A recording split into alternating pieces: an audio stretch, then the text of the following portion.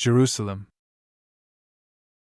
Anyone who travels to Israel for the first time and approaches Jerusalem cannot escape the emotion provoked by the discovery of the city's panorama, which is considered by Jews as the center of the Promised Land, and by Islam as the Holy City, Al-Quds.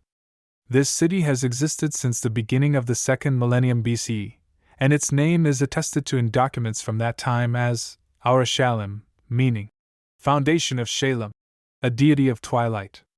In the Bible, Jerusalem appears prominently at the time of David's ascent to the throne. David chose Jerusalem as the capital because it was in neutral territory, not being in the territory of any of the tribes but inhabited by a Canaanite population, the Jebusites. Jerusalem thus becomes the city of David. At the time of David and Solomon, the city consisted only of a settlement around the eastern hill, facing the Mount of Olives. According to the biblical narrative, it was Solomon who built the temple, possibly the restoration of a pre-existing sanctuary. This temple of Yahweh was located on Mount Zion. In biblical texts, Zion is the name of the hill to the northeast of the city, the Ophel, and it was only in the Christian era that it moved to the southwest hill, where the present-day Mount Zion is located.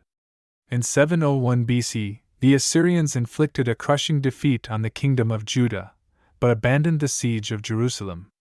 This event gave rise to a Zionist theology, according to which Yahweh will defend his city and holy mountain forever. In the 7th century, Jerusalem grew spectacularly, and its importance was reinforced under the reign of Josiah, who made the Jerusalem temple the unique sanctuary for the worship of Yahweh. The destruction of the temple and the city by the Babylonians in 587 BC caused a major economic and religious crisis. Under the Persians, the city and the temple were rebuilt. However, Jerusalem remained sparsely populated during the Persian era. Due to the importance of the diaspora, it became a pilgrimage site and a spiritual center of Judaism.